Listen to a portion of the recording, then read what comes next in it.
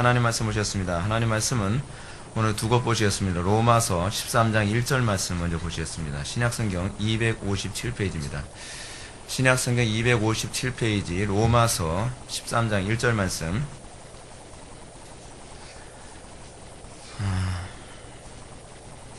찾으셨으면 우리 다같이 한 목소리로 봉도하시겠습니다. 시작. 각 사람은 위에 있는 권세들에게 복종하라.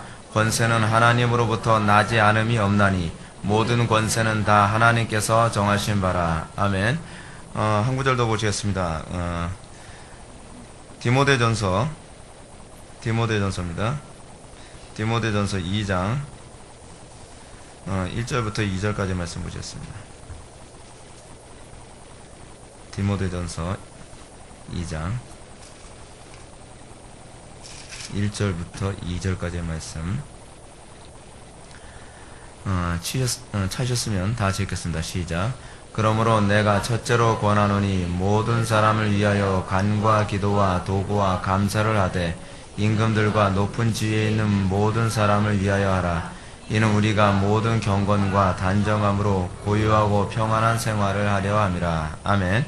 이 시간은 위에 있는 권세를 위해 기도하라라는 제목으로 하나님 말씀 증거하도록 하겠습니다.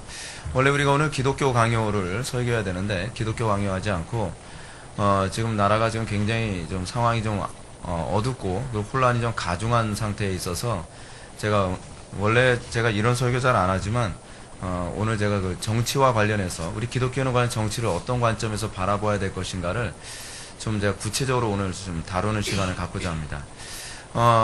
참 우연찮게도 제가 이 부분을 제가 설교하기 전에 이전에 존 메가더 목사님이 정치와 관련해서 지금 요번에 그 미국 대선이 지금 굉장히 막 혼란스럽지 않습니까? 그 혼란스러우니까 미국에서 존 메가더 목사님이 그 대선과 관련해서 설교를 하시면서 한 15분 정도로 언급하셨더라고요.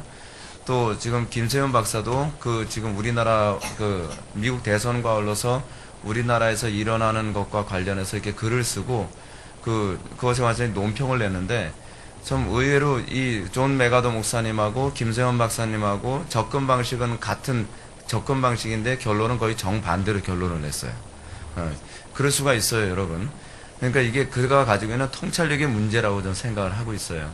그래서 이 부분과 관련해서 여러분들이 우리 홈페이지에다가 그 부분을 좀 게시할까 생각입니다. 그래서 조정의 목사님이라고, 조정의 목사님은 그레이스 커뮤니티의 그 한국 지부를 맡아서 그 한국 사람들 대상으로 그레이스 커뮤니티에 관한 설교나 그렇지 않은 자료를 볼 수 있도록 이렇게 봉사하시는 목사님이시거든요. 그분이 그렇게 글을 기고를 했습니다. 그래서 여러분들 그 부분을 보시게 되면 기독교적인 입장에서 정치를 어떤 관점으로 보는지 그 하나의 가닥을 여러분들 좀 볼 수 있을 것이라고 생각을 합니다. 근데 제가 오늘 이 정치에 관해서 얘기하는 건 존 메가더 목사님이나 김세현 박사님의 접근 방식하고 또 다른 접근 방식으로 제가 여러분한테 좀 언급하려고 합니다. 그것은 권위에 대한 성도들의 반응에 관해서 여러분한테 좀 언급하려고 합니다. 이 부분은 굉장히 중요한 문제고 이것은 단순히 정치에 관한 문제가 아니라 우리 삶의 모든 영역에서 이것이 같이 관련되어 있고 이 권위와 질서에 관한 문제가 정확하게 정리가 되지 않으면 가정에서부터 온 사회가 다 이것 때문에 망가지고 막 뒤틀어지고 혼란스러운 상태에 있어요. 그래서 이 부분과 관련해서 우리는 과연 위에 있는 권세에 대해서 어떤 태도를 견지해야 되며 우리는 어떤 방식으로 반응해야 되는가라고 하는 부분에 관해서 좀 살펴보고자 합니다. 오늘 본문에서 사도 바울은 교회가 위에 있는 권세에 대해서 어떤 태도를 견지해야 되는지를 가르치고 있습니다. 이 문제는 매우 중요한 문제입니다. 왜냐하면 이 문제는 오늘날 우리가 사는 모든 문제에서 전반적인 모든 것을 다루고 있기 때문에 그렇습니다. 우리는 권위가 제외되어진 사회를 우리는 단 한순간도 꿈꿀 수가 없습니다. 우리는 태어날 때서부터 부모에게서 태어납니다. 부모와 자녀와의 관계라고 하는 상하의 관계, 소위 이 권위의 관계 안에서 우리는 자라고 태어나고 그렇게 우리가 성장합니다. 우리는 어찌되었든지 가정이나 직장이나 교회에서나 국가적으로 상하관계 안에서 우리는 살아갈 수밖에 없습니다. 상하관계를 우리는 어떤 관점으로 해석해야 된다고 했습니까? 우리는 상하관계를 항상 우리는 불평등이라는 관점으로 해석하는데 익숙해져 있습니다. 이것이 우리가 오늘날 어렸을 때서부터 계속적으로 배우고 받아온 교육의 방식의 특징입니다. 근데 성경은 우리들에게 과연 이 상하 관계를 어떤 관계로 보는가? 이것은 불평등의 관계가 아닙니다. 이것은 질서의 관계로 우리에게 주어진 것이라고 성경은 가르치고 있습니다. 바울도 로마서 13장 1절 오늘 본문에서 이 상하 관계를 불평등의 관계로 해석하지 않고 하나님께서 정해놓으신 질서의 관계라는 것을 이렇게 언급하고 있습니다. 각 사람은 위에 있는 권세들에게 복종하라. 권세는 하나님께로부터 나지 않음이 없나니 모든 권세는 다 하나님께서 정하신 바라. 권세는 어떻게 나온 겁니까? 우리는 권세가 사람이 만들어낸 거라고 생각하는 경향이 많이 있습니다. 우리는 권세가 내가 거부할 수도 있고 내가 받아들일 수 있다고 생각하는 경향이 많이 있습니다. 근데 지금 사도 바울은 로마서 13장 1절에서 우리들에게 뭐라고 얘기하냐면 모든 권세가 하나님으로부터 나온 것이라고 얘기합니다. 때로는 여러분 악한 권세라 한다 할지라도 그 권세는 하나님이 허용하지 아니하시면 그 권세가 주어질 수 없다는 것도 내포하고 있습니다. 자, 우리는 어떻게 하나님께서는 악한 권위도 허용할 수 있다고 생각할 수 있죠? 이것이 우리에게 상당히 많은 딜레마에 빠지게 됩니다. 우리는 하나님께 주신 상하 관계 속에서 굉장한 몸살을 앓고 있습니다. 무엇보다 가정에서부터 몸살을 앓고 있죠. 그래서 상당수 사람들은 은연중에 권위에 대해서 심각한 거부 반응을 느끼기도 합니다. 세상에서 권위는 없어져야만 하며 이 권위가 없어져야 인권이 존중된다라고 생각합니다. 그리고 평등한 사회가 유지될 수 있고 이 평등한 사회는 이 소위 권위라고 하는 것이 말살되어야 된다고 하는 것입니다. 여러분 이것은요 전적으로 사단이 준 얘기입니다. 권위가 없으면 권위라는 것이 사라지게 되면 그 사회는 혼돈과 무질서로 가득하게 됩니다. 가정에서부터 권위에 대한 거부감이 이제 학교와 교회와 사회와 국가에 대한 이 권위에 대한 도전하는 것이 이제 아무렇지도 않게 여겨지고 그 권위에 대해서 도전하는 것이 마치 괜히 똑똑하고 굉장히 야무진 것이라고 인식하는 경향이 상당히 많이 있습니다. 제가 학교 다닐 때도 친구가 그 윤리 선생님한테 권위에 도전한 적이 있었습니다. 그리고 윤리 선생님한테 막 의자 들고 막 찍으려고 막 그러고 막 난리도 아니었어요. 근데 그런 모습을 보면서 우리는 권위를 막 저항하는 것에 관해서 일종의 통쾌감을 느끼긴 합니다. 그러나 과연 그것이 정당할까요? 우리는 하나님께서 정하신 권위, 이 권위가 사람에게서부터 나온 것이 아니라 하나님께로부터 나온 권위라고 한다면 과연 이것이 과연 올바른 것일까요? 우리는 이러한 결과 가정과 학교와 교회와 사회 안에서 더 나아가 국가에서 심각한 이 붕괴 위기를 지금 겪고 있습니다. 여러분, 우리는 과연 얼마나 권위를 존중해주는 사회에 살고 있습니까? 우리는 마치 권위에 대해서 대항하는 것이 깨어있는 사람인 것처럼 행동하고 있지 않습니까? 오늘날 우리나라 사회는 어떤 사회인가 하면요, 소위 이의 없는 반항, 10대들이 이의 없는 반항한다 그러죠. 10대는 애교로 받은다고 칩시다. 근데 이 이의 없는 반항이 이제는 10대에서 끝나지 않고 20대, 30대, 40대, 50대에서도 계속적으로 이 권위에 대한 도전이 심각할 정도로 나타나고 있습니다. 여러분, 그거는 뭐라고 봐야 되냐요? 질풍노도의 시기라고 봐줘야 되나요? 그거 아닙니다. 그것은 우리가 이 권위에 대해서 잘못된 교육을 받았고 이 권위를 인식하는 방식에서 우리는 심각한 치명적인 오류에 빠져 있다는 것을 알아야만 합니다. 이런 권위에 대한 거부감이 체계화된 이론이 바로 마르크스주의 계급투쟁 이론입니다. 평등한 사회는 끊임없는 계급투쟁을 통해서 획득해야 한다. 우리는 끊임없는 계급투쟁을 통해서 평등사회를 일으킬 수 있다. 상하관계는 모순된 관계이므로 모순의 해결을 위해서는 권위에 도전해야 된다. 그리고 그 권위는 무너뜨려야만 한다. 쉽게 말해서 권위에 대한 도전과 붕괴를 통하여서 평화가 유지될 수 있고 평등이 유지될 수 있다고 우리는 생각합니다.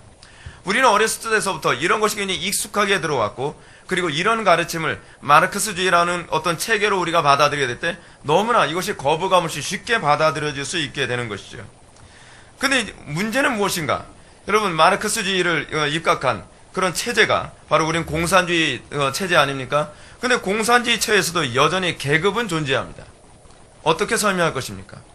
여러분, 공산주의 체제는 계급 투쟁을 염두에 두고 있습니다. 근데 그들은 또다시 하나의 정부를 세우고 나면 그들은 또다시 계급을 만듭니다. 무슨 얘기죠?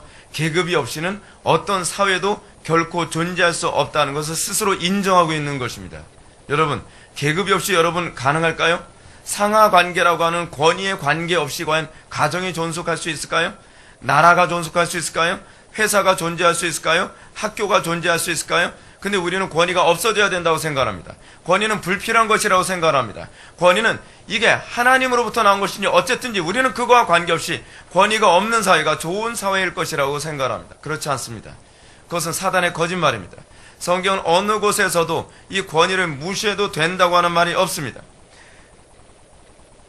공산주의 사회 안에서는 이 권위에 대한 계급투쟁에 관해서 혐오했음에도 불구하고 또다시 다른 계급을 만들어내고 그 안에서 또 모순관계가 형성되어집니다.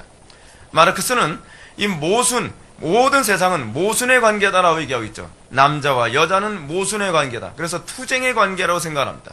스승과 제자의 관계는 투쟁의 관계라고 생각합니다.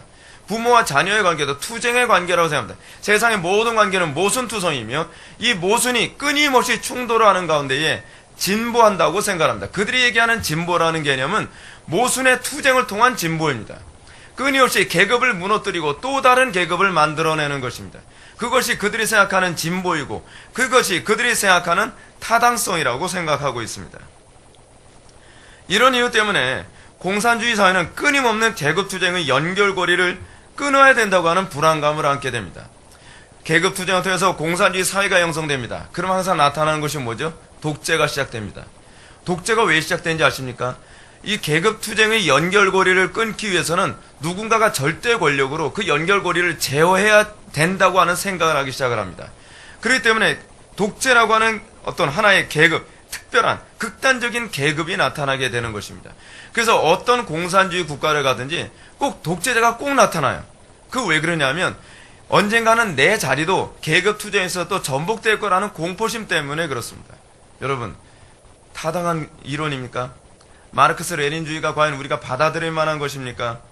공산주의자들조차도 마르크스 레닌주의를 추구하는 사람들조차도 권위에 대한 붕괴는 더 큰 권위를 통해서 억압하지 않으면 이 질서와 사회가 존재할 수 없다는 위기감을 그들 스스로 느끼고 있습니다. 그러면 문제의 핵심이 계급에 있는 것이 아니라는 것을 우리는 쉽게 할 수 있죠. 사회의 문제와 갈등의 이 모순처럼 보여지는 이 모든 문제는 사실은 계급의 문제가 아닙니다. 권위의 문제가 아닙니다. 그 권위를 휘두르는 사람의 문제라는 것을 알 수가 있습니다. 항상 문제는 사람의 문제입니다. 시스템의 문제가 아닙니다. 우리는 항상 모든 것을 시스템에서 찾으려고 합니다. 간혹가다 우리는 이렇게 생각을 합니다. 교회 안에서 문제가 생깁니다. 그래서 사람들은 뭐라고 얘기하죠? 교회 시스템을 바꾸면 된다고 생각합니다. 과연 시스템이 바뀌면 모든 것이 다 해결될까요? 문제는 그 시스템을 움직이는 사람이 문제인걸요. 시스템을 움직이는 사람이 타락했고 시스템을 움직이는 그 사람이 하나님께 복종하지 않아서 생기는 것 아닙니까? 오늘날 우리는 소위 가정 해체를 지금 맛보고 있습니다. 많은 사람들이 어렸을 때부터 자기는 정말 불행한 가정에서 살았기 때문에 나는 가정을 만들지 않겠다. 여러분, 가정이라고 하는 시스템이 문제인가요? 오늘날 우리의 불행과 우리의 죄악과 우리의 어둠의 문제는 가정이라는 시스템의 문제가 아닙니다. 하나님께서 가정을 창조하실 때 이 가정이라고 하는 질서, 가정이라고 하는 시스템은 가장 탁월한 시스템입니다.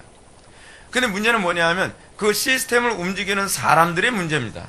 권위주의자, 소위 권위를 행사하는 사람의 문제이고 또 권위를 받아들이는 사람의 문제입니다.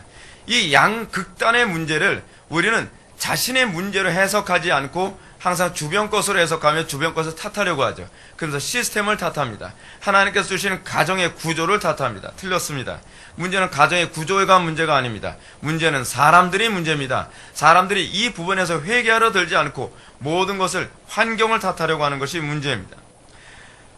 우리는 권위에 대한 대항과 혁명, 다시는 하극상은 또 다른 혼돈과 무질서를 낳게 되며 그 결과는 더 힘든 상태를 유발한다는 것을 알아야만 합니다. 질서를 지켜내기 위한 극단적 권위주의 체제가 또다시 형성되어져서 또다시 더 힘겨운 상태로 사회구조가 움직여진다는 것을 알 수가 있습니다.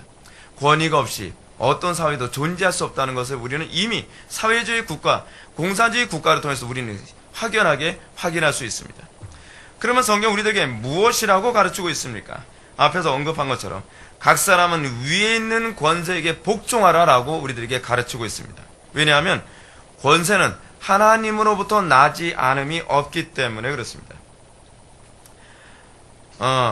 권세는 신적인 것입니다. 권세는 하나님으로부터 온 것입니다.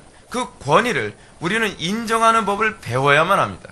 이것이 우리가 신앙생활하면서 우리가 좀 알고 깨닫고 우리가 훈련되어져야 될 부분입니다. 바울은 로마의 성도들에게 이 조언하고 있습니다. 흥미롭지 않습니까? 로마의 성도들에게 이 조언하고 있습니다. 로마는 어떻습니까? 로마는 기독교를 인정해 줍니까? 로마의 권위가 정말 인정해 줄 만한 권위입니까?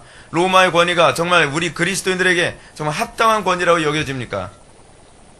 물론 사도 바울이 로마서를 쓰면서 이 얘기를 할 때는 로마가 기독교를 박해하던 때는 아닙니다.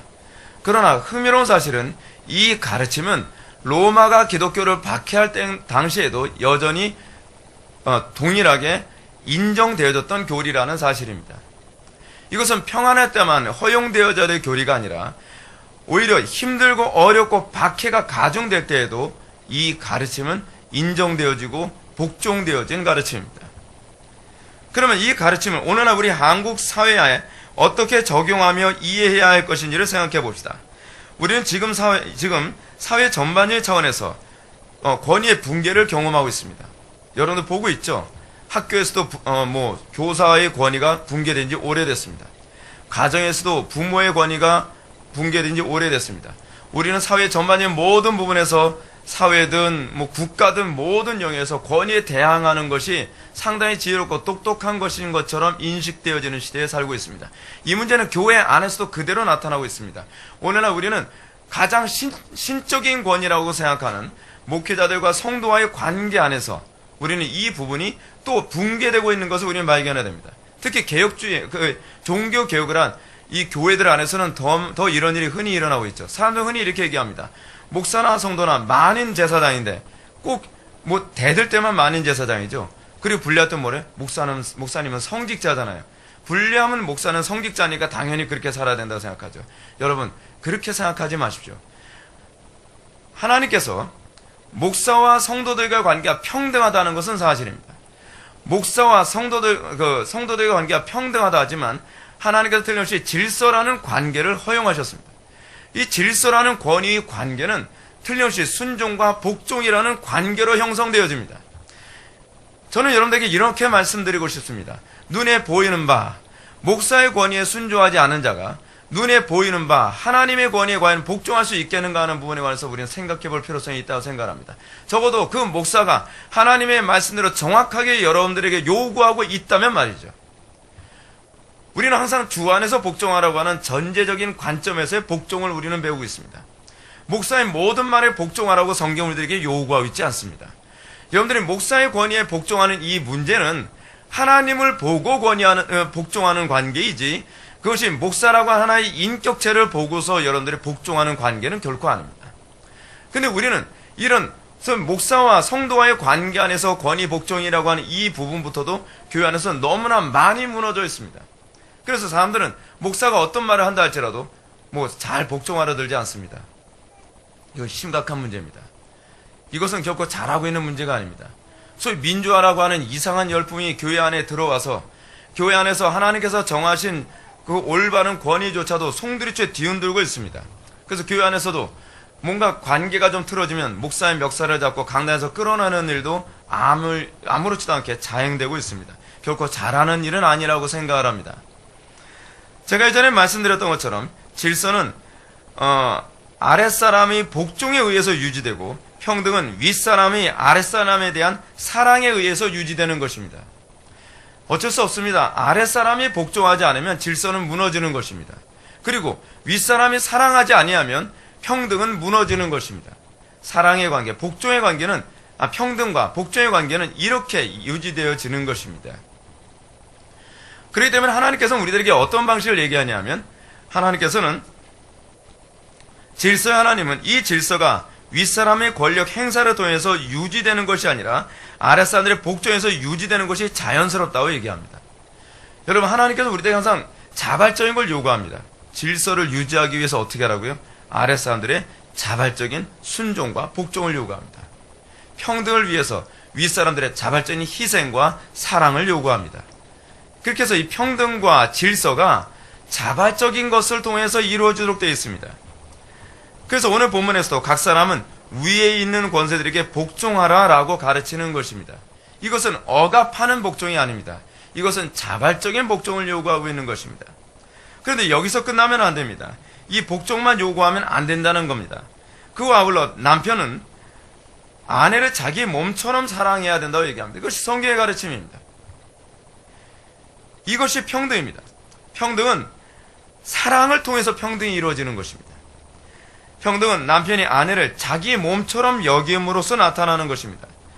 평등이라고 하는 것은 공동 권위를 추구하는 것이 아닙니다. 아시겠습니까? 여러분, 집안에 머리가 두 개면 어떻게 됩니까? 배 안에 사공이 여럿이면 배가 어떻게 된다고요? 하늘로 올라가는 거예요.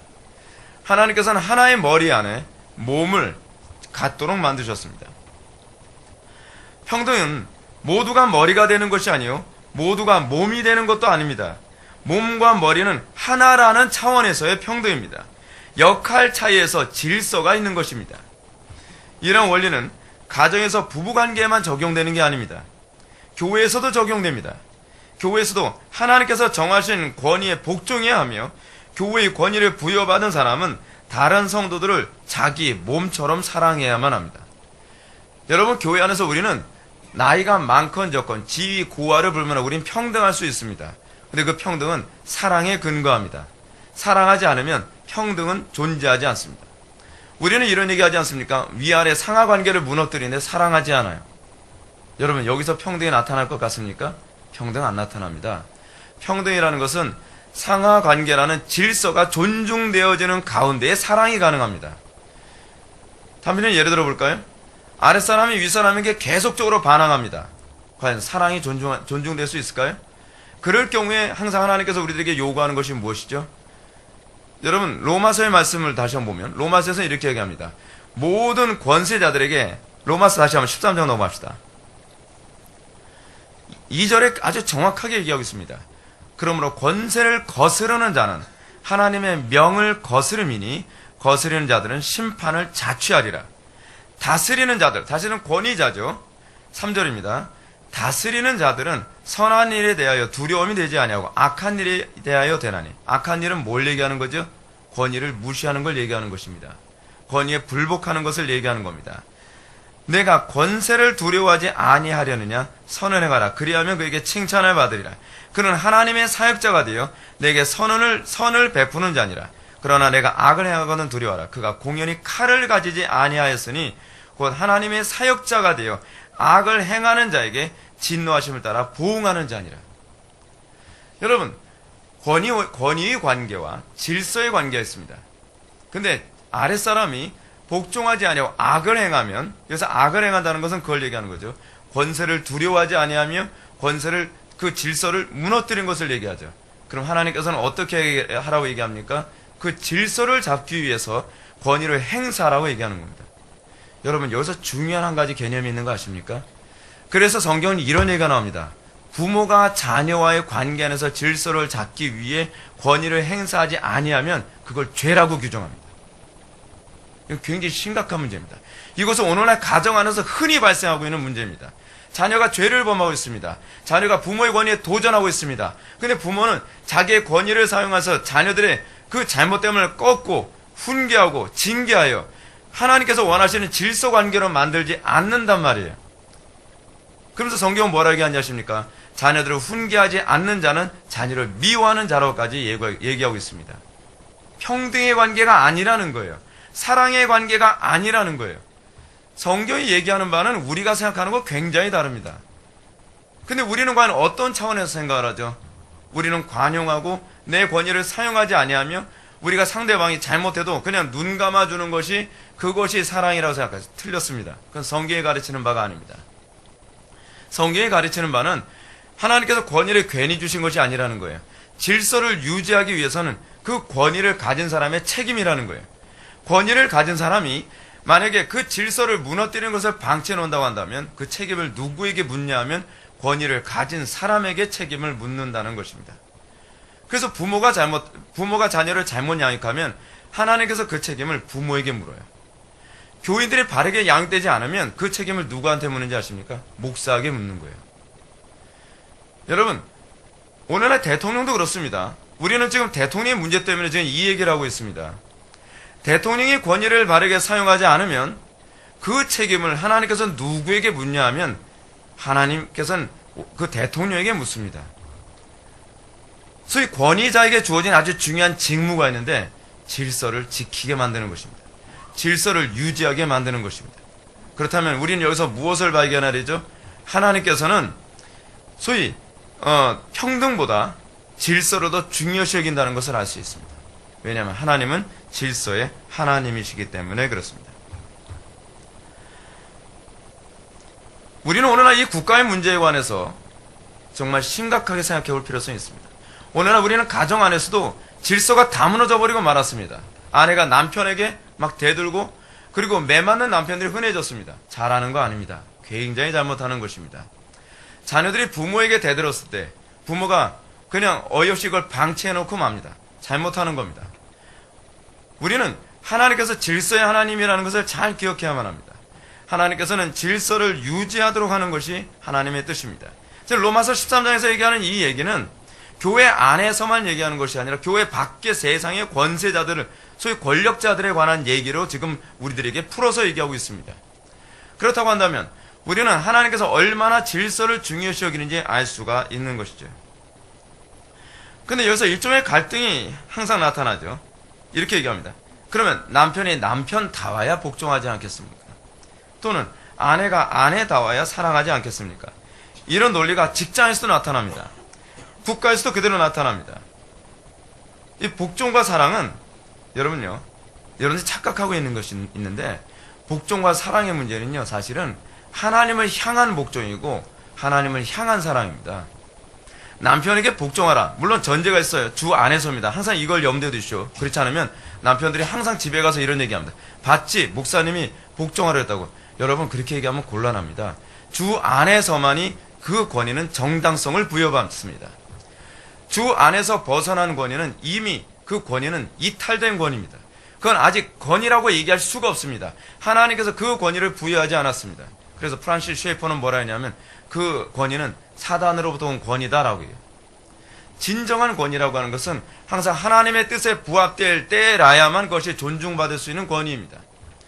자, 그런데 우리는 남편이 남편답지 않다 할지라도 그 말이 하나님의 뜻에 부합한다고 한다면 기분이 나쁠지라도 우리는 복종해야만 합니다. 왜냐하면 그건 남편에 대한 복종이 아니라 하나님께 대한 복종이기 때문에 그렇습니다. 때로는 여러분들이 목사의 권위에 복종하는 이유도 거기에 근거해야만 합니다. 목사가 목사답지 않아서 나는 복종 못하겠다.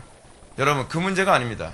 목사가 말한 그 말이 성경에 부합하느냐 부합하지 않느냐에 관한 문제가 중요할 뿐입니다. 그 목사님이 인격적으로 어땠느냐는 중요한 문제가 아닙니다. 목사님이 인격적으로 어땠든 그것이 하나님의 뜻에 부합한다고 한다면 복종해야만 합니다.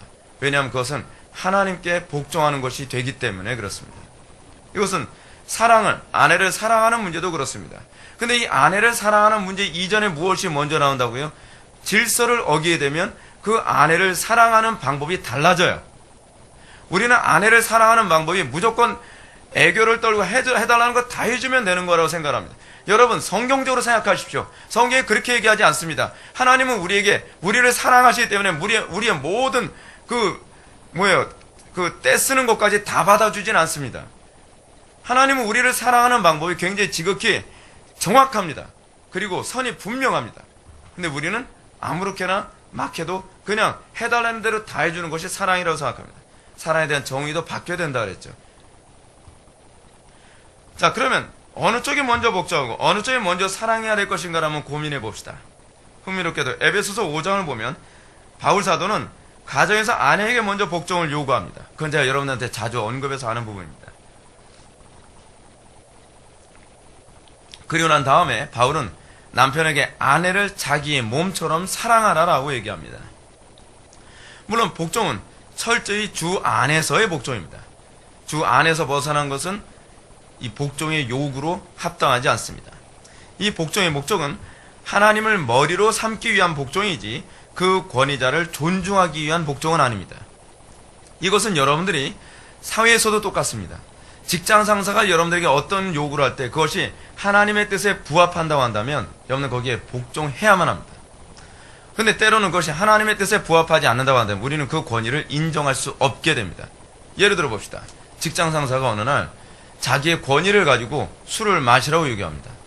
직장 상사가 자기의 권위를 가지고 불법한 일을 강요합니다.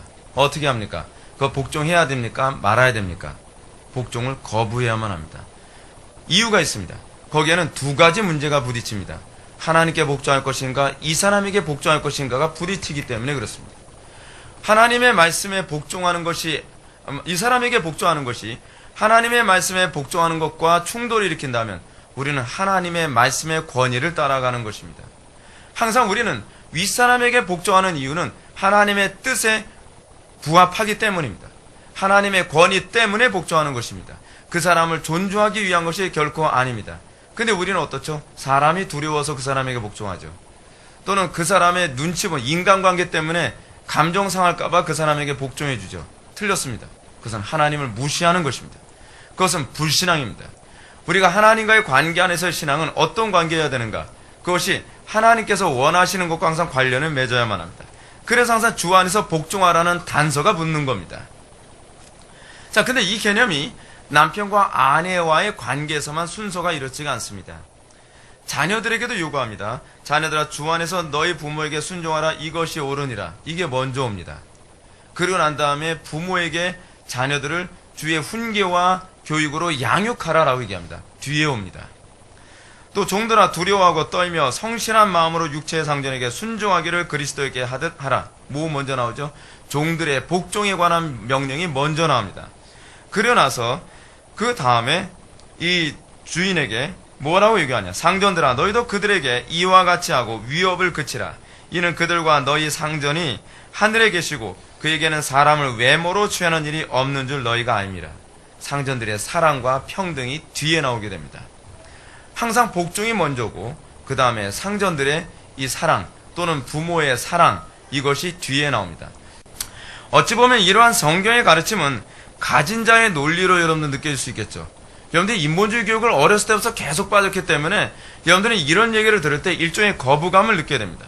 그럼 여러분들은 마치 이렇게 느껴지죠. 하나님은 마치 억압받는 자의 하나님이 아니라 억압하는 자의 하나님처럼 여러분 느껴지지 않습니까? 우리는 본능적으로 그렇게 우리는 느껴지기 쉽습니다.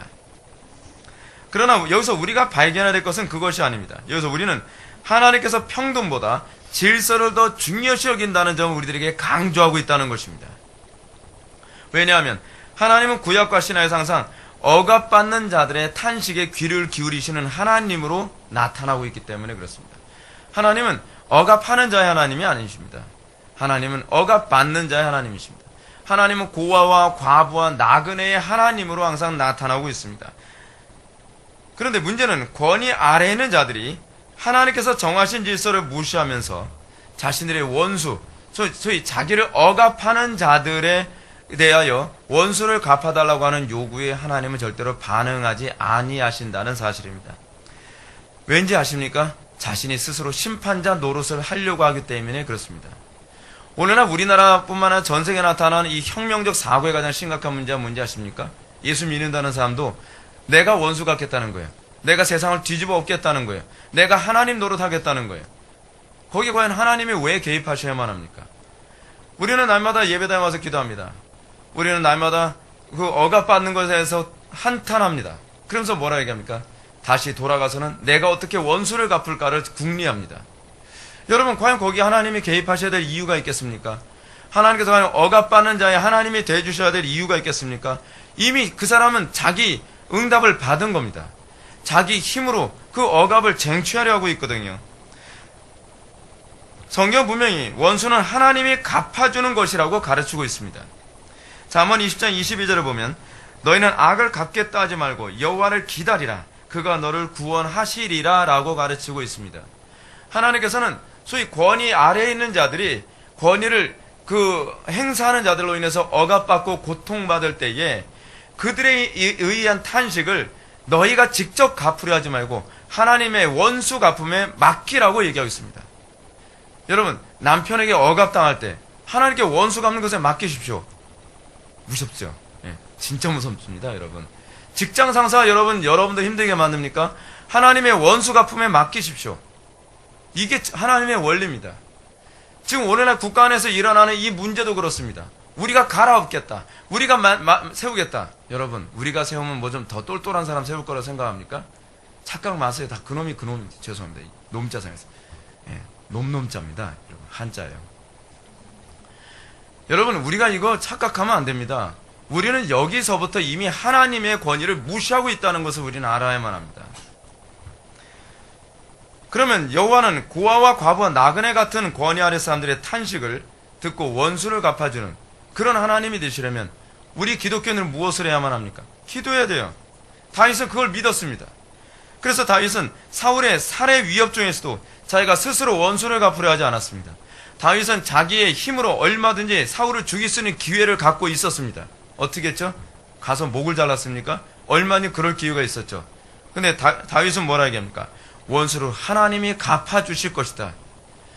하나님이 원수 갚아주실 것을 맡겼습니다.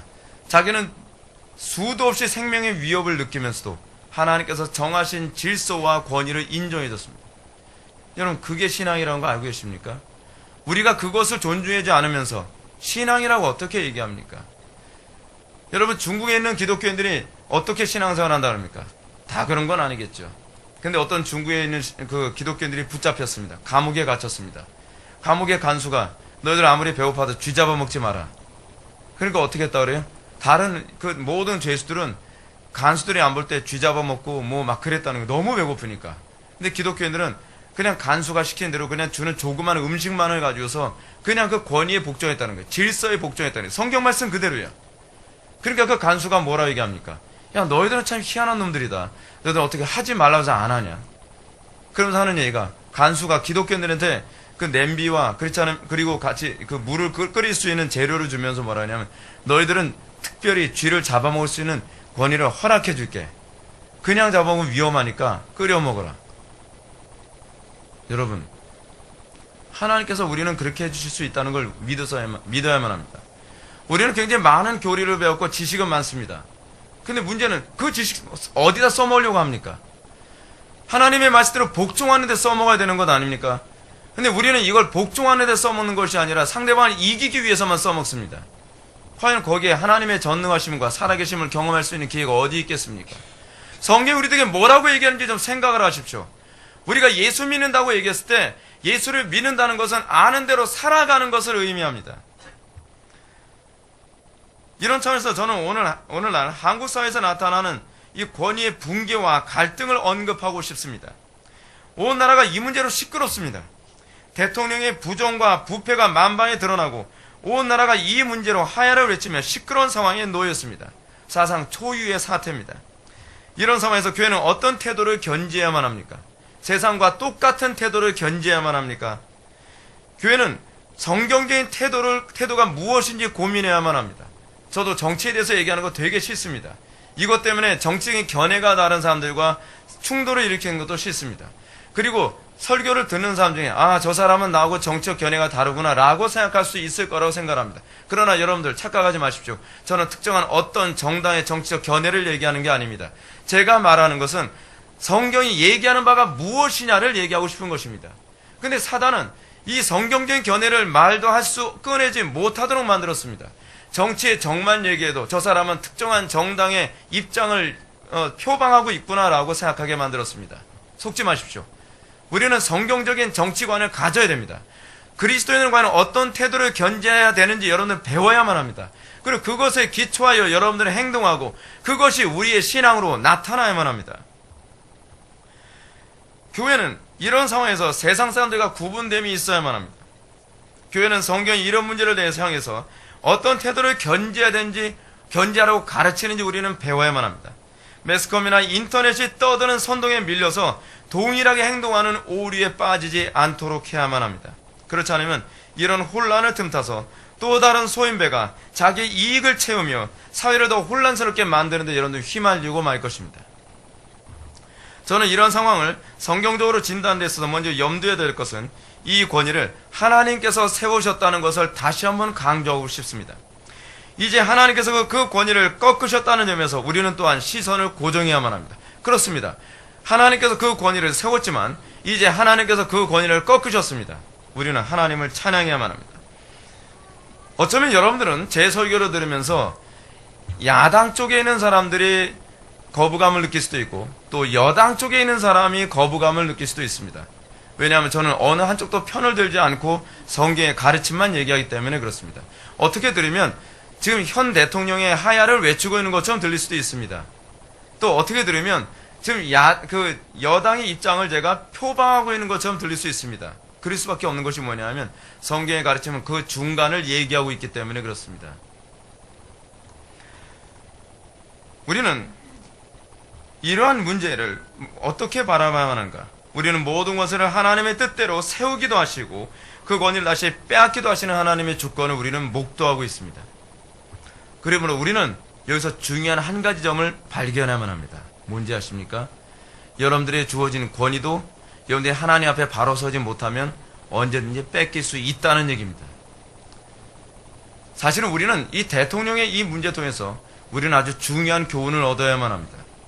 여러분들이 직장이나 가정이나 사회에서 여러분들이 어떤 권위, 어떤 위치에 있지 않습니까? 여러분 그 위치가 영원할 거라고 생각을 합니까?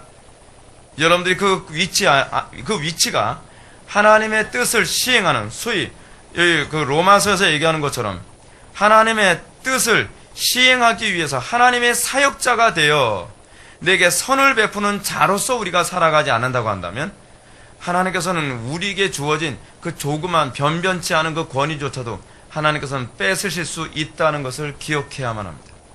우리는 여기서 교훈을 얻어야만 해요. 왜냐하면 권위를 위임하는 자가 그 권위를 다시 빼앗는 것은 당연한 것이기 때문에 그렇습니다. 권위는요, 착각하지 마십시오. 우리가 준 게 아닙니다. 여러분, 여러분들의 부모의 권위는 여러분들의 자녀가 줬습니까? 아니에요. 하나님이 주신 겁니다. 애가 여러분들 집에서 태어나고 싶어서 여러분들을 선택했습니까? 아니에요. 태어났다 보니까 어떻게 이 집에서 태어난 겁니다. 그리고 하나님께서는 그 사람에게 이 자녀들에 대한 권위를 부여해 주신 것입니다. 모든 권위는요, 사람에게서 나오지 않습니다. 모든 권위는 하나님으로부터 나온 것입니다. 그래서 두려운 것입니다. 하나님께서 그 권위를 빼앗을 수도 있다는 얘기입니다. 바꿔서 얘기한다면 하나님께서는 여러분들의 자녀로부터 부모의 권위까지도 빼앗을 수 있는 분이십니다. 영국은 그 권위를 법이 빼앗습니다. 미국도 그렇습니다. 자녀를 방치해 놓으면 부모가 정부에서 애들을 그냥 빼앗아 버립니다. 자녀 방치했다는 이유로 권위를 상실해 버리는 것이죠. 근데 여러분, 이 모든 권위를 다시 도로 회수하시는 분이 하나님이시라는 것을 기억해야만 합니다. 여러분들이 직장의 상사가 됐습니까? 그 자리가 영원할 거라고 생각합니까? 성경 말씀대로 하나님의 사자가 되어 선을 베푸는 행위를 하지 않는다고 한다면 어느 날 갑자기 여러분들 그 권위도 하나님께서 빼앗을 수 있다는 것을 기억해야만 합니다. 두려워해야만 합니다. 이런 교훈은 각 사람의 위치에서 다시 생각해 봐야만 합니다. 그래서 저는 제가 담임 목사라는 이 위치에서도 그 부분에 대해서 고민합니다. 제가 이 위치에서 하나님의 사역자가 되어서 선을 행하는 일을 하지 않는다고 한다면 하나님께서는 또한 저의 권위를 빼앗을 수도 있다는 것을 저는 생각합니다. 하나님께서 저에게 권위를 부여하셨지만 또 하나님께서는 그 권위를 빼앗을 수도 있다고 저는 생각합니다. 그러므로 우리는 권위를 가진 것으로 만족하며 존중받기만을 바랄 것이 아니라 우리가 그 권위 아래에 있는 사람을 내 몸처럼 사랑하며 또 권위 아래에 있는 사람들에게 하나님의 사역자가 돼서 선을 행하는 삶을 살지 않는다고 한다면 우리는 그 권위가 하루아침에 송두리째 뺏길 수 있다는 것을 기억해야만 합니다. 지금 우리나라 국가 안에서 일어난 일이 바로 그겁니다. 국가 안에서 지금 대통령이 하나님의 사역자가 되어 선을 베푸는 일을 하지 않았기 때문에 이런 일이 발생한 것입니다. 그렇기 때문에 우리는 이 부분에 가서 하나님을 찬양해야만 합니다. 우리는 특정 어떤 정당의 위치에 서서 불안에 떨 필요가 없습니다. 하나님의 이 놀라우심과 성경대로 정확하게 이루어지는 이 모습에 대해서 우리는 감사할 수 있어야만 합니다. 그러므로 우리는 갈라디아서 6장 1절에서 형제들아 사람이 만일 무슨 범죄한 일이 드러나거든 신령한 너희는 온유한 심령으로 그러한 자를 바로잡고 너 자신을 살피보아 너도 시험을 받을까 두려워하라. 우리도 두려워해야만 합니다. 우리는 마치 나에게는 그런 일이 안 일어날 거라고 생각합니다. 저는 여러분들에게 질문을 던지고 싶습니다. 여러분들은 과연 하나님으로부터 정당하다라고 여러분들의 권위가 인정되고 있습니까? 여러분들은 과연 하나님 앞에서 하나님의 사역자가 되어서 선을 베푸는 자로서 역할을 충실하게 감당하고 있다고 여러분들은 자부할 수 있습니까? 우리도 또한 시험을 받을까 두려워해야만 합니다. 우리는 타산지석으로 삼아야만 합니다. 고소하다 뭐하다 그렇게 외칠 문제가 아닙니다. 우리는 그것을 보면서 나도 그렇게 될까 두렵다라고 하는 그런 태도를 견지할 수 있어야만 합니다.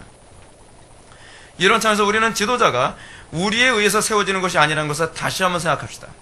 표면적으로는 인간이 투표라는 방식으로 세운 것 같지만 사실은 바울의 표현처럼 하나님으로부터 나지 않은 권위란 존재하지 않습니다. 모든 권위는 하나님이 세우신 것이며 내가 원하는 사람이 세워지는 것이 아닙니다. 그럼 하나님께서 권위자를 어떤 방식으로 세우시는 것이냐 알아봅시다. 그것은 권위 아래 있는 사람들에게 첫 번째로는 복을 주시기 위해서 하나님께서는 권위자를 세우십니다. 아까 제가 말씀드렸던 것처럼 하나님의 사역자가 돼서 선을 베풀도록 하기 위해 하나님께서는 권위자를 세웁니다. 그러나 또 다른 권위자가 있습니다. 또 다른 권위자는 하나님의 징계의 도구로 권위자를 세우실 수 있다는 것입니다. 제가 왜 우리가 또 새로운 대통령을 세워야 된다, 이런 식으로 우우하는 이런 사회적 구조에 우리가 반응하지 말아야 된다고 얘기하는지 아십니까? 여러분들이 사람을 얼마나 안다고 그럽니까? 우리가 세워서 그 사람이 더 심각한 재앙의 도구로 쓰임받지 않을 거라고 뭐로 장담할 수 있겠습니까? 왜 우리는 하나님의 안목을 믿지 않는 것입니까? 우리는 왜 하나님의 결정을 따르려 하지 않고 왜 내 결정대로 되어야 된다고 생각을 합니까? 우리가 모든 사람을 다 합니까? 우리의 결정이 전지합니까? 우리가 항상 두려워해야 될 것은 무엇입니까? 우리는 하나님께서 원하시는 사람이 세워져야 된다는 것입니다. 저는 개인적으로 이렇게 생각합니다. 어떤 특정한 대통령이 우리가 원치 않은 사람이 세워졌다 할지라도 우리는 그것에 감사할 수 있어야만 합니다. 왠지 아십니까? 그것이 때로는 우리가 잘못한 것에 대한 하나님의 징계의 채찍으로 세워진 것일 수도 있기 때문에 그렇습니다. 하나님은 공의로우십니다. 하나님은 선하십니다. 하나님은 지혜로우십니다. 세상의 역사는 어느 하나 오류로 움직이는 것은 없습니다. 모든 건 정확하게 돌아가고 있습니다.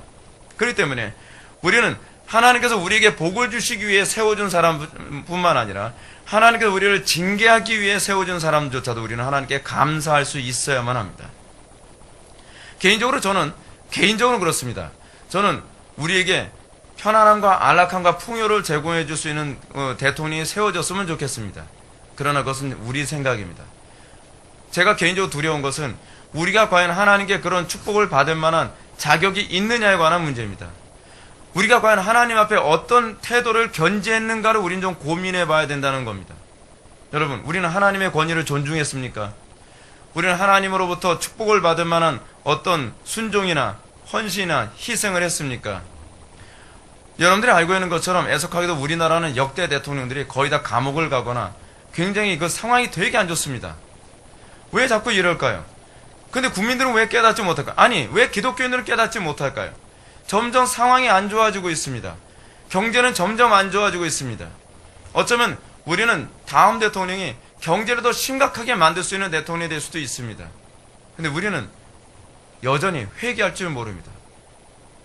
우리가 정말 심각하게 고민해야 될 것은 어떤 사람이 세워지냐에 관한 문제가 아니라 우리와 하나님과는 지금 어떤 관계이냐에 더 우리는 초점을 맞춰야만 합니다.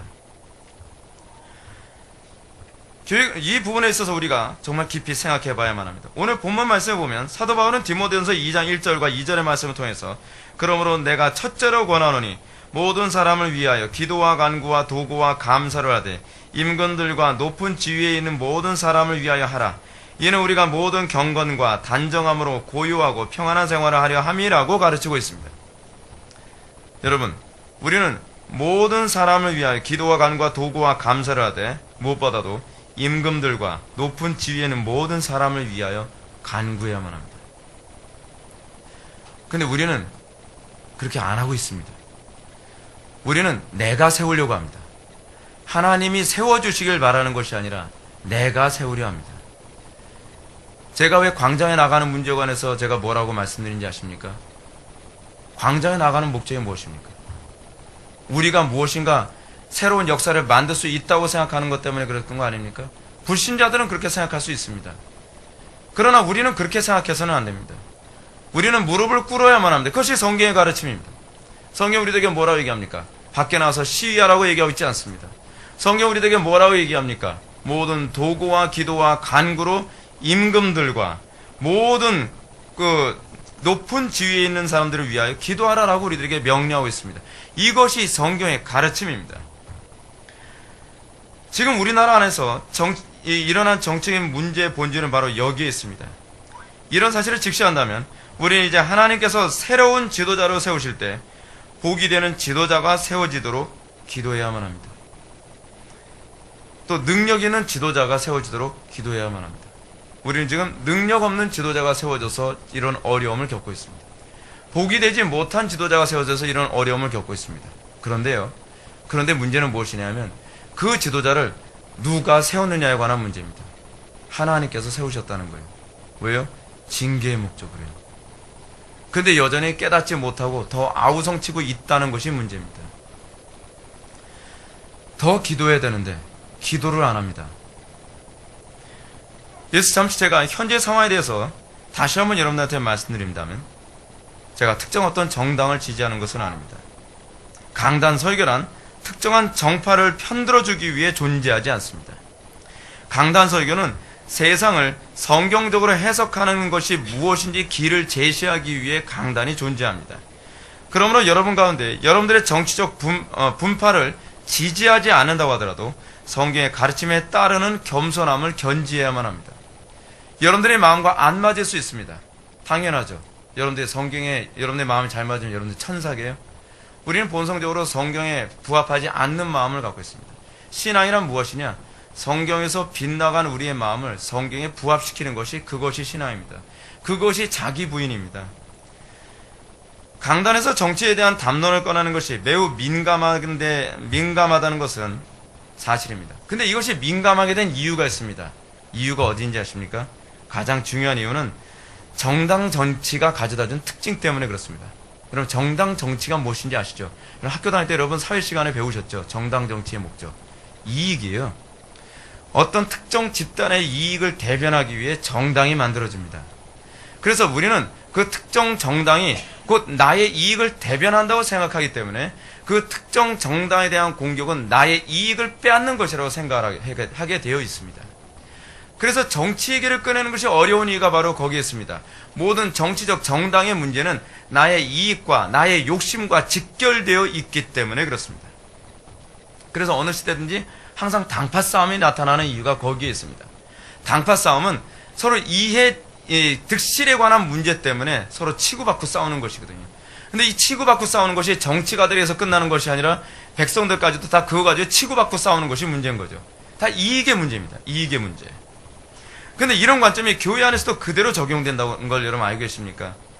교회도 엄밀한 의미에서 정당 정치를 바라보는 관점이 우리의 신앙에 유익이 되고 이익이 되는 쪽으로 바라봐야 한다는 사실입니다. 이건 어쩔 수가 없습니다. 사도 바울의 지적처럼 우리가 모든 경건과 단정함으로 고유하고 평안한 생활을 하기 위해서 우리는 정치의 새로운 관점으로 관심을 가져야만 합니다.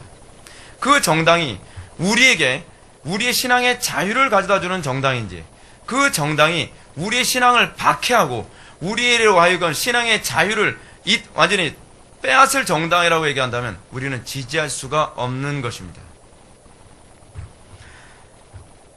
사도 바울이 말한 것처럼 우리는 먹든지 마시든지 무엇을 하냐 하나님의 영광 위하여 하라라고 하는 이 명령은 정치를 바라보는 관점에도 동일하게 적용되어집니다.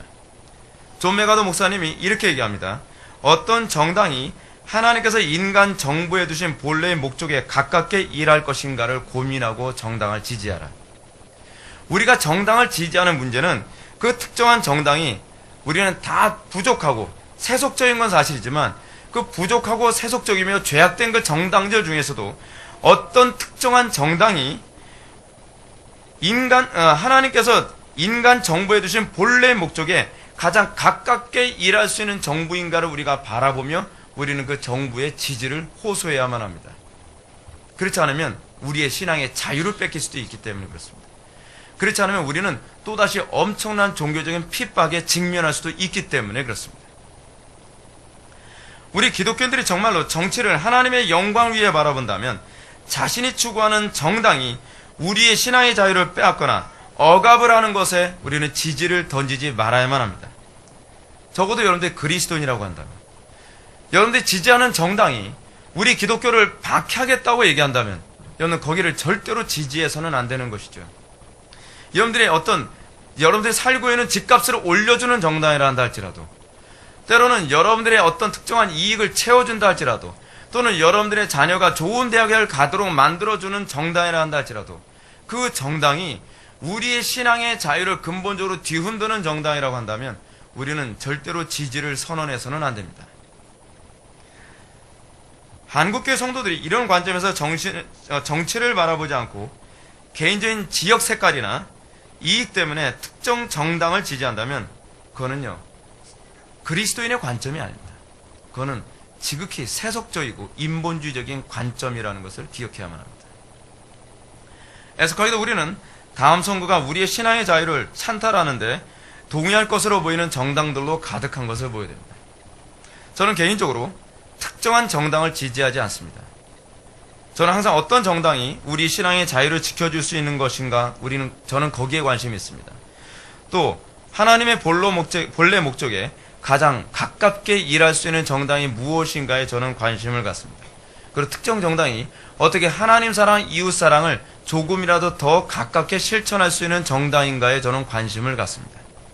그러므로 만일 보수당이든 진보당이든 어느 당이 동성애를 지지하고 이슬람을 지지하며 안보에 위협을 준다고 한다면 저는요, 그 모든 그 후보들이 그런 입장이라고 한다면 저는 아예 투표하는 저에게 권위조차도 저는 포기할 것입니다.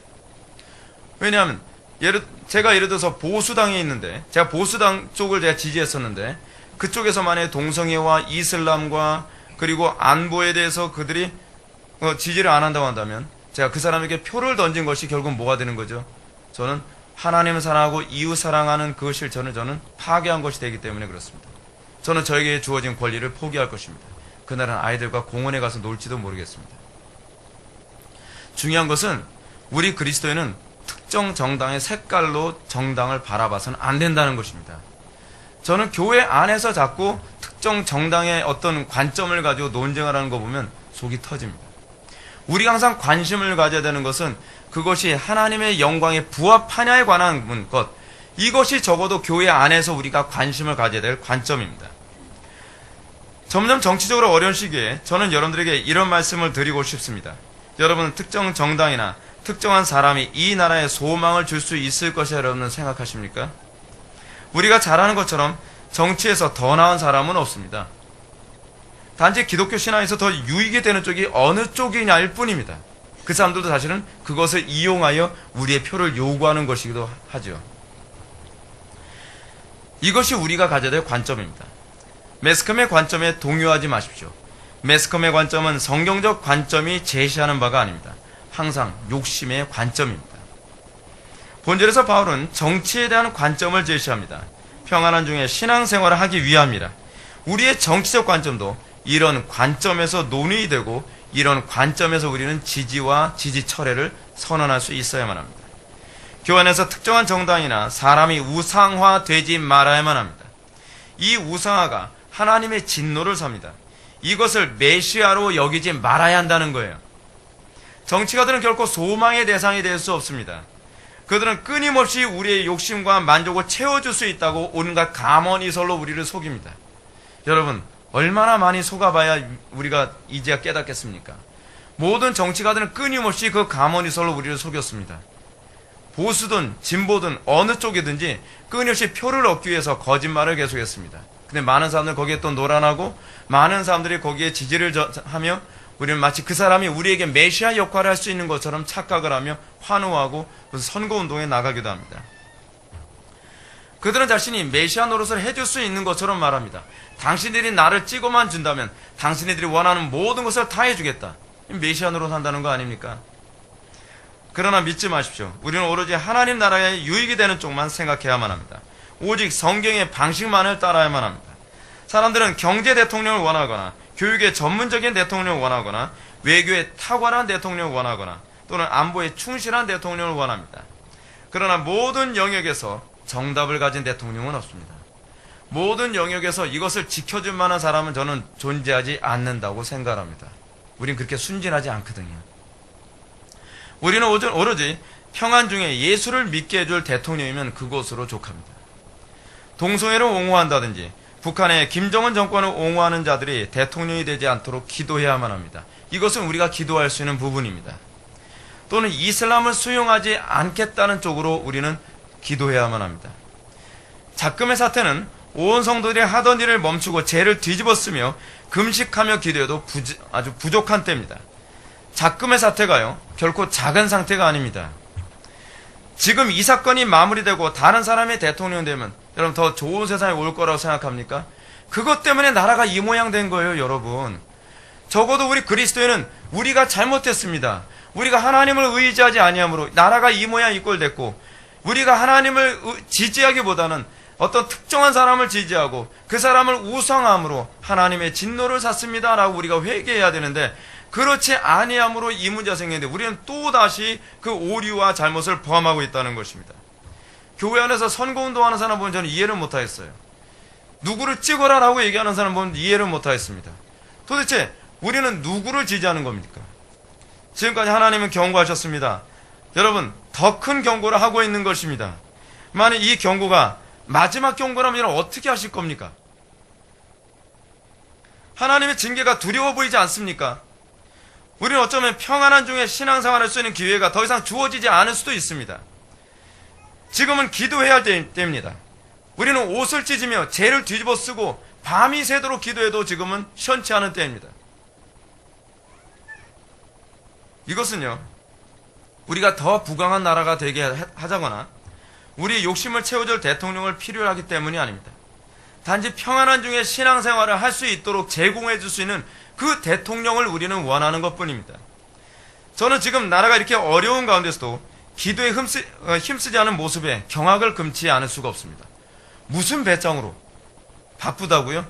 여러분, 나라가 없어지면요 한가해질 겁니다. 여러분, 그렇게 되길 바라겠습니까? 여러분, 지금 우리나라의 지금 이 상태가 갑오경장 때의 사태하고 너무 똑같다는 거 여러분 알고 계십니까? 그러면서 나라를 잃어버린 거예요. 근데 나라를 잃어버린 지 한 100년밖에 안 됐는데 또 정신 못 차리고 또 나라를 잃어버릴 그 상황에 놓여 있는데 여전히 여러분들의 세속적인 일에 바쁘다고 기도를 하지 않겠습니까? 저는 억장이 무너집니다. 이토록 영적으로 감각이 없나? 이토록 이 무뎌있는, 밤이 새도록 기도해도 지금 답답한 상황인데, 아니, 기도하러 나오지 않는 모습을 보면서 저는 화가 나요, 화가 나. 이 분노와 실망감을 떠나서 막 더 이상 어떻게 해야 될지 모르겠어요. 여러분, 기도해야 될 때요, 기도해야 될 때. 여러분, 그냥 나라가 잘 될 거라고 생각합니까? 기도 안 해도 그냥 잘 돌아갈 거라고 생각합니까? 그래서 마음에 확신이 오고 평안이 옵니까? 여러분, 착각하지 마십시오. 그 평안과 그 확신은 가짜입니다. 그건 아니람입니다. 그것은 소위 단순시의 마인드입니다. 나에겐 위험이 보이지 않아. 영적으로 잠든 사람의 표상입니다. 정상적인 신앙을 가졌다고 한다면 지금은 기도할 때입니다. 모든 일을 다 제껴놓고라도 우리는 하나님 앞에 무릎 꿇고 금식하며 기도해야 될 때입니다. 여러분 알고 계십니까? 지금 나라가 없어질 수 있는 상황이에요. 지금 중국이 지금 우리나라를 지금 약탈할까 생각하고 있고, 일본도 노리고 있고, 여러분 전 세계가 지금, 이건 우리나라 역사가 지금 5천 역사 안에서 수도 없이 겪었던 거 아닙니까? 뻔한 거잖아요, 뻔한 거. 그런데 아직까지도 우리는 5천 년 역사 안에서 교훈을 얻지 못합니까? 거기서 우리는 깨달음이 없습니까? 미련한 백성은 또다시 교훈을 얻어야 되겠죠. 미련한 백성은 또다시 그 진노와 심판 앞에서 또 신음해야 되겠죠. 저는 그런 역사를 제가 살아생전에 보는 것도 싫고 제 자손들의 것을 보게 만드는 것도 저는 원치 않습니다. 그러나 이것이 하나님의 뜻이면 어쩔 수 없겠죠. 그 길을 가야 되겠죠. 어거스틴이 얘기했던 것처럼 하나님이시여 이 난관에서 우리를 구원하여 주소서. 그러나 하나님께서 우리를 구원해 주시는 것이 하나님의 뜻이 아니라고 한다면 이길 수 있는 인내력을 주십시오. 두 번째 기도를 해야만 합니까? 이길 수 있는 인내력을 달라고 기도해야 됩니까? 아니면 여기서 구원해 달라고 기도해야만 하겠습니까? 여러분, 각성하십시오.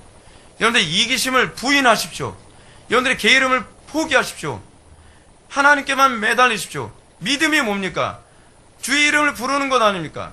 믿음이 무엇입니까? 하나님께만 매달리는 것 아닙니까? 그런데 우리는 과연 하나님께만 전적으로 매달린다고 얘기할 수 있겠습니까? 여러분들 개인 사정 다 있죠? 개인 사정 같은 여러분 다 따라서 하면 어떻게 여러분들은 하나님께 헌신할 수 있겠습니까? 믿음이 뭐죠? 내 개인 사정을 포기하는 것이 믿음 아닙니까? 여러분, 유대인들에 관해서 얘기합시다. 유대인들은 여러 왕에게 기대했습니다. 새 왕이 생기면 더 좋은 세상이 오겠지. 새 왕이 오면 더 좋은 세상이 생기겠지. 그러나 왕이 바뀌어도 여전히 그 왕들은 나라를 박살내고 그리고 나라를 아수라장으로 만들었습니다. 그럼에도 불구하고 그들은 진정한 왕이신 하나님을 의지하거나 하나님께 소망을 두지 않았습니다. 사사기는 이런 사실을 잘 보여줍니다. 사사의 주제는 진정한 사사는 여호와시니라 라고 하는 것입니다. 그런데 사람들은 인간 왕에게 소망을 둘 뿐 하나님께 소망을 두지 않아서 결국 나라가 망하고 맙니다. 그것이 이스라엘의 역사입니다. 이렇게 나라를 잃고 난 후에야 비로소 사람들은 메시아를 소망합니다. 메시아가 뭐죠? 왕이죠, 왕. 그러나 정작 메시아가 왔어도 그들은 메시아가 자기가 원하는 왕이 아니라는 이유로 또 죽이고 맙니다. 여러분들이 원하는 메시아는 뭡니까? 여러분들이 원하는 메시아는 특정한 정당의 당 지도자입니까? 착각하지 마십시오. 우리는 항상 하나님이 우리의 기준이 되어야만 합니다. 그것이 신앙입니다. 이 모습이 오늘날 한국교회가 보여주는 동일한 모습 아닙니까? 그러므로 주님은 예언하기를 자기 이름으로 오는 다른 메시아가 오면 사람들은 환호하게 될 것이다 라고 얘기합니다. 하나님의 그 음성에 환호하지 않던 사람들이 소위 우리의 이익을 대변한다고 하는 당 지도자들이나 대통령 후보들이 뭐라고 얘기하면 사람들 환호하고 막 뒤집어지려고 합니다. 이것이 기독교인인가요?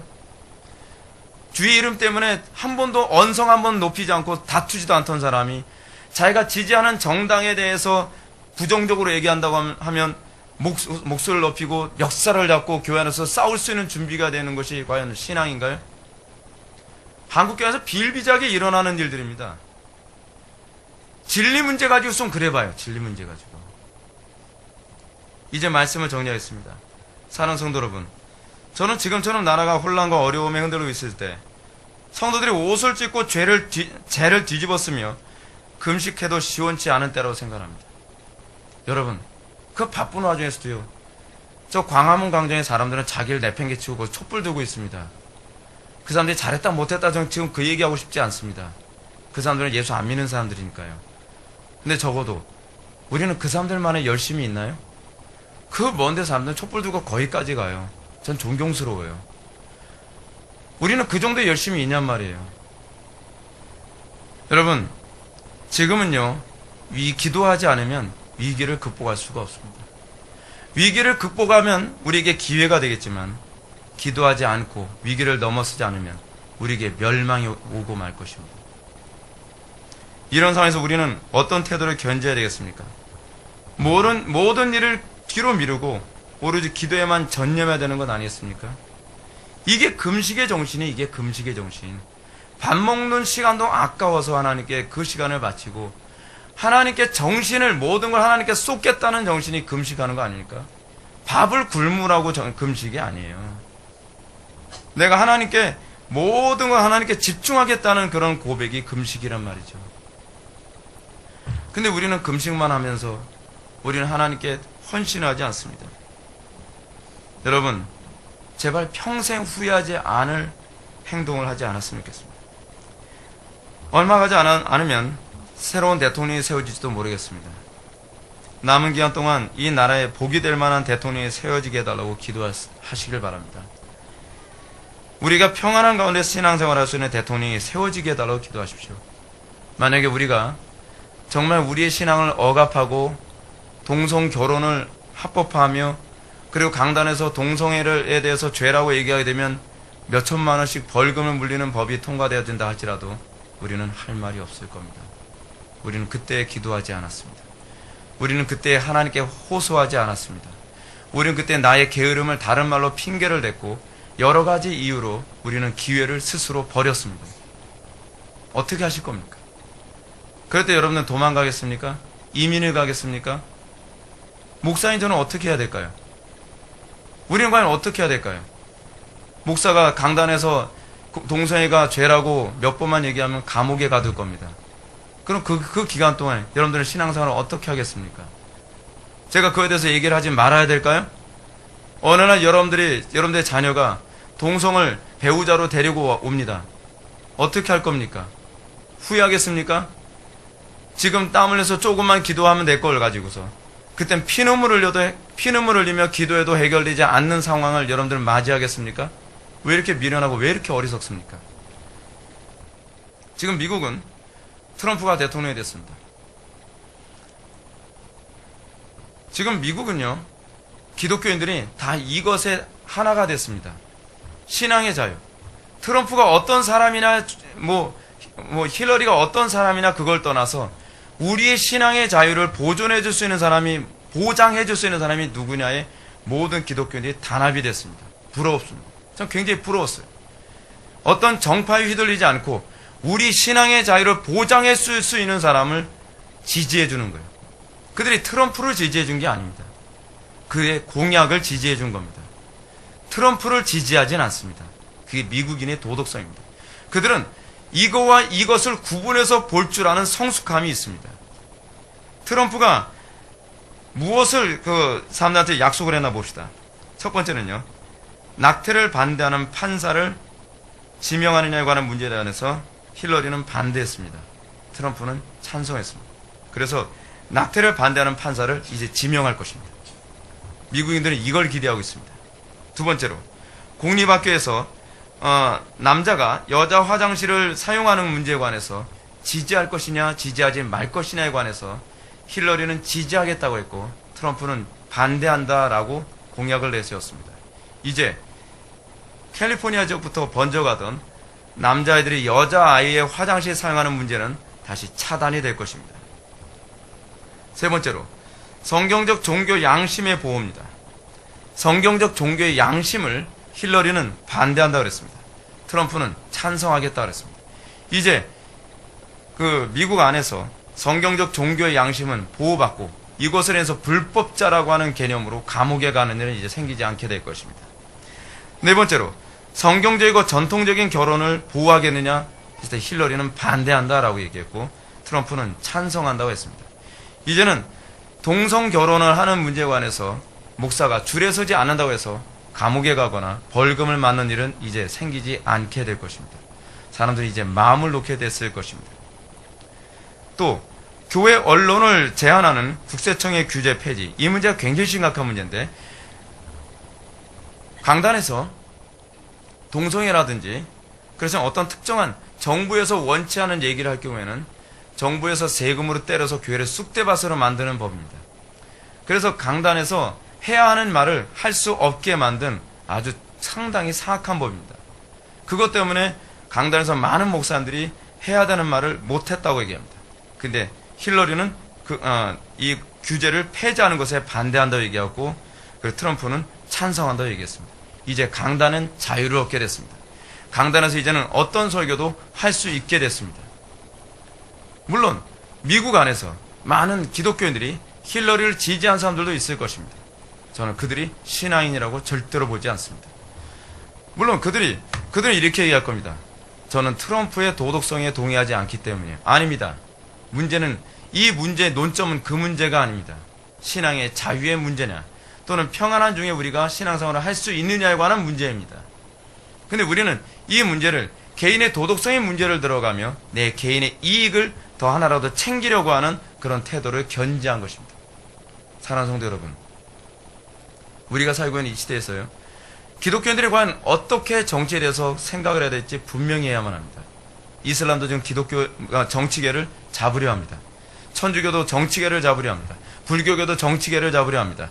정치계를 잡아서 법만 자기네 편한 대로 바꾸기만 한다면 한 종교는 쑥대밭 될 수 있고 자기 종교는 득세할 수 있기 때문에 그렇습니다.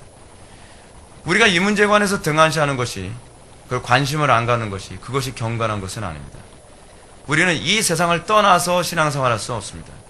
우리는 이 세상에서 사랑을 실천하는 방법은 모든 면에 관심을 갖고 내 이익을 포기하고 하나님 나라와 뜻에 항상 초점을 맞출 때라야만 우리는 기독교인의 삶을 살 수가 있습니다. 오늘 이 밤에 여러분들 기도하고 돌아갔으면 좋겠습니다. 나라를 위해서 기도하십시오. 우리가 후회하지 않도록 좀 기도 좀 하고 가십시오.